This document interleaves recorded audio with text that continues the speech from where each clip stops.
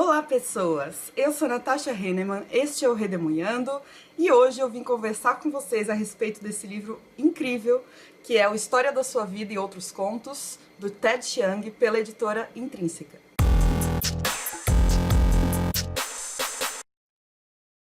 Este livro tem a tradução do Edmundo Barreiros e o autor Ted Chiang é estadunidense e formado em ciências da computação. Inclusive ele trabalha com isso, ele não é um escritor prolífico, ele se define como um escritor ocasional, mas as obras dele de ficção científica são primorosas. Para vocês terem uma noção, ele recebeu 4 prêmios Nebula, 4 prêmios Hugo, 4 prêmios Locus, entre outros. E este livro é formado por 8 contos de ficção científica hard. O que seria ficção científica hard? Eu aprendi esse termo aqui na orelha do livro e vou contar para vocês. É quando uma ideia de ficção científica é profundamente examinada e desenvolvida, agora eu vou ler, abre aspas, em todas as suas implicações, ao mesmo tempo em que serve de força geradora para a ação, fecha aspas. Ou seja, é uma ficção científica muito nerd, muito científica.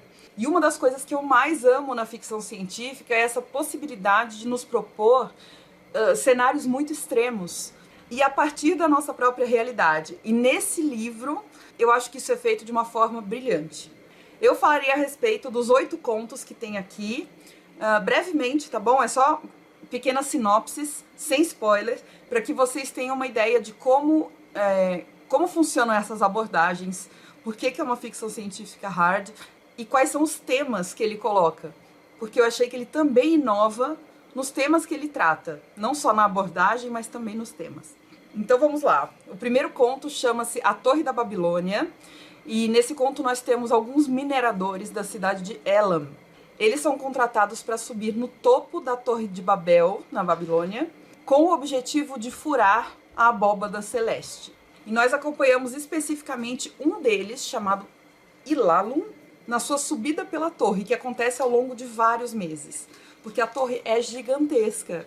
Ela tem uma altura impressionante que vem sendo construída ao longo de séculos e gera grandes problemas práticos que são resolvidos com engenharia e com ciência.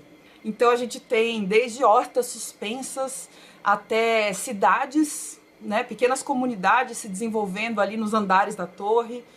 Que mais? Um espessamento das paredes da torre à medida que vai se aproximando do sol. Um esquema de abastecimento de comida e água para as pessoas que vivem no alto da torre. Porque imagina, se a pessoa fosse subir e descer a torre o tempo todo para colocar mais tijolo lá em cima, assim, uma vida não daria. Então cria-se toda uma logística para que a torre continue subindo cada vez mais.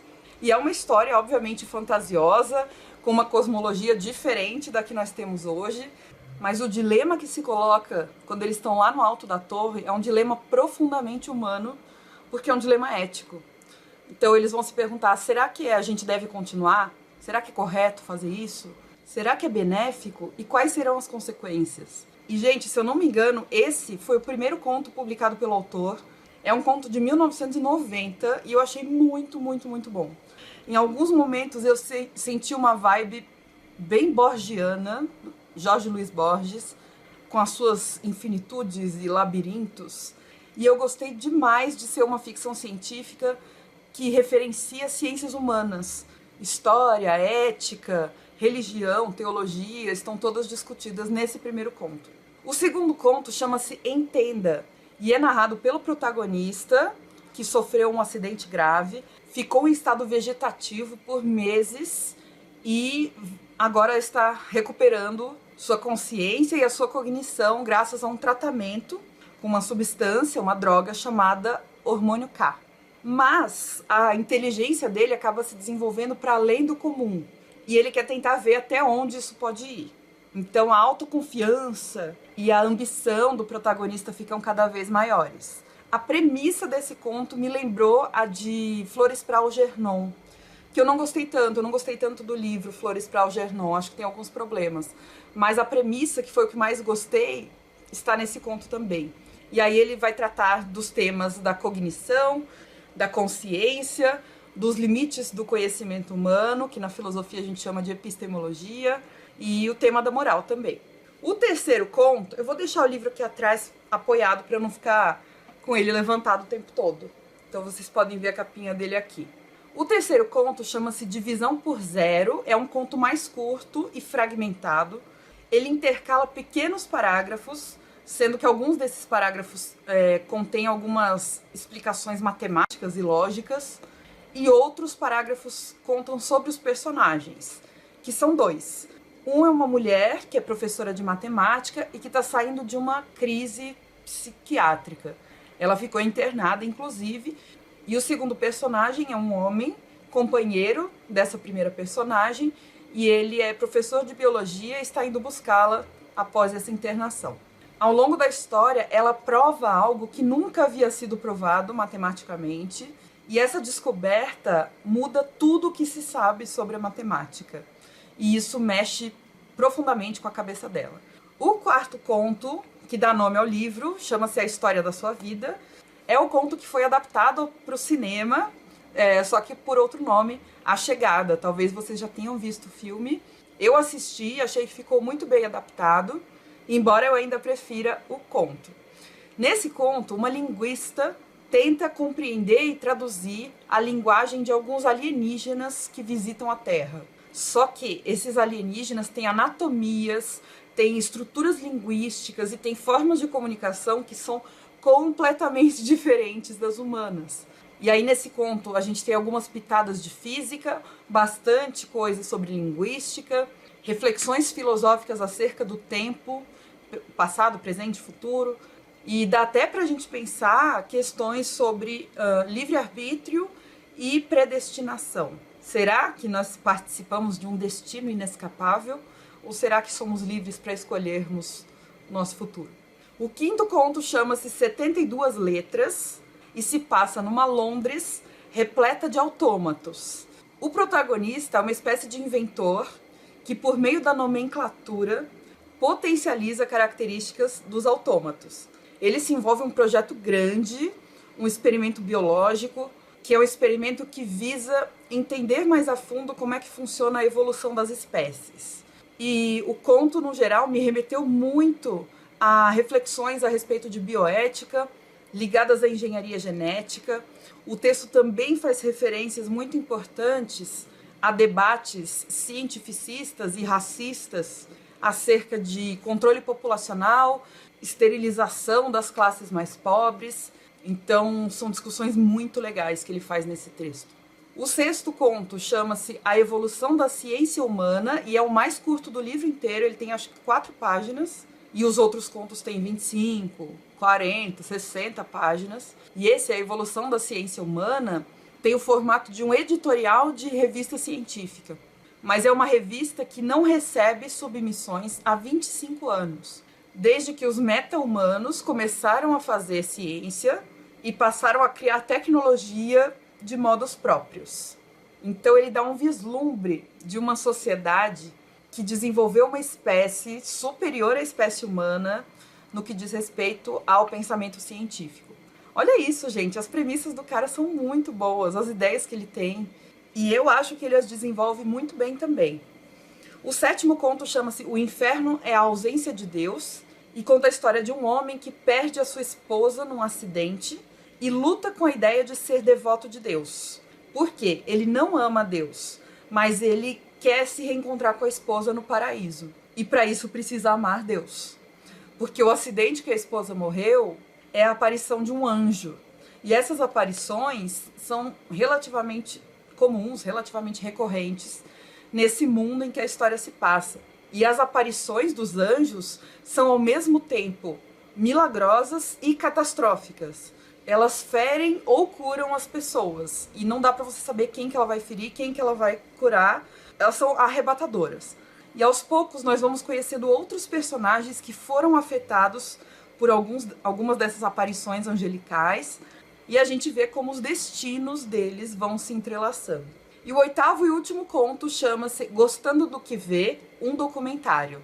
É escrito em formato de transcrição de documentário, então você tem pequenos depoimentos de personagens diferentes, e todos eles devidamente identificados pelo nome completo e pela profissão.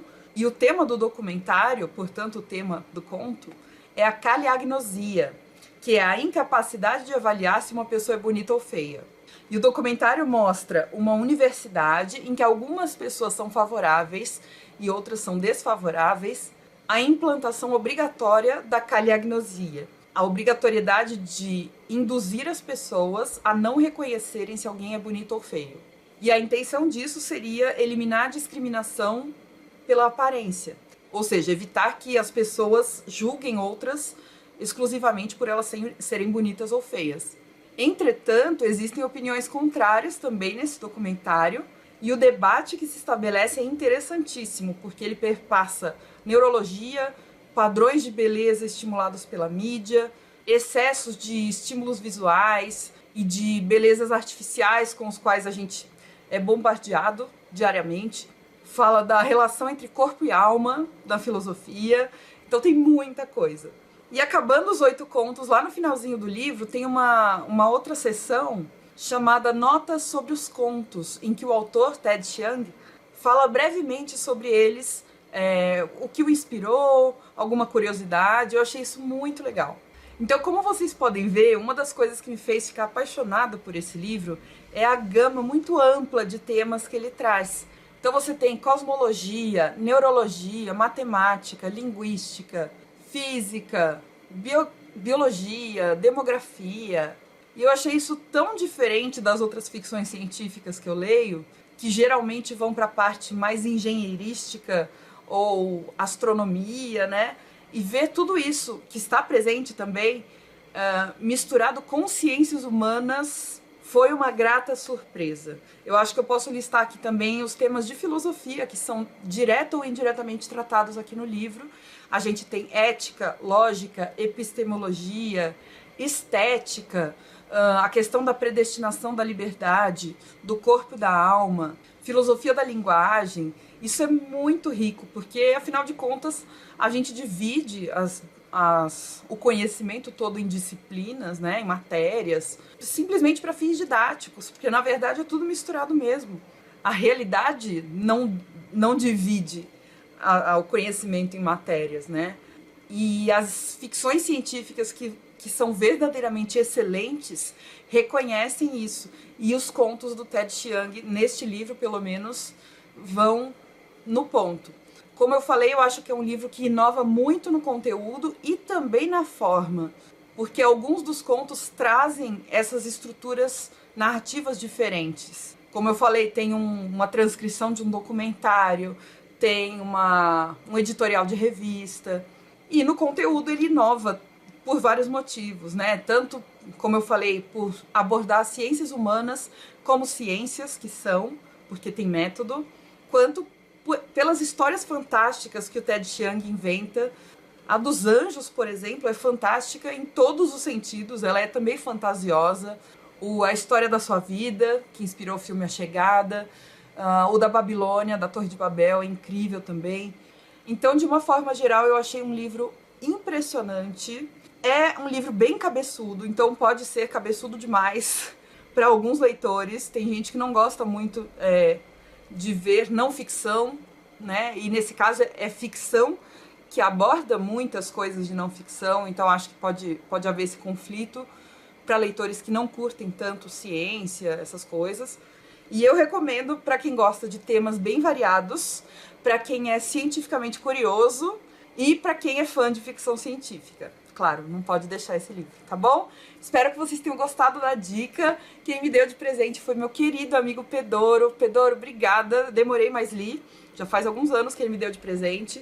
Mas meus livros aqui em casa são assim. Eu vou deixando eles na estante, chega uma hora que eles me chamam. E esse livro aconteceu isso.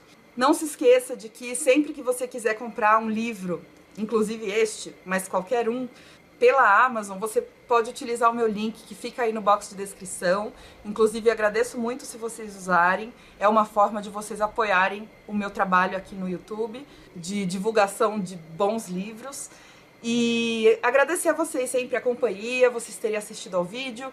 Deixem um comentário aí para eu saber o que vocês acharam do resumo das histórias. E se você já leu, conversa comigo, que eu achei esse livro magnífico. E eu gostaria de conversar a respeito, tá bom? Deixa um joinha pra mim, um beijo e a gente se vê no próximo vídeo.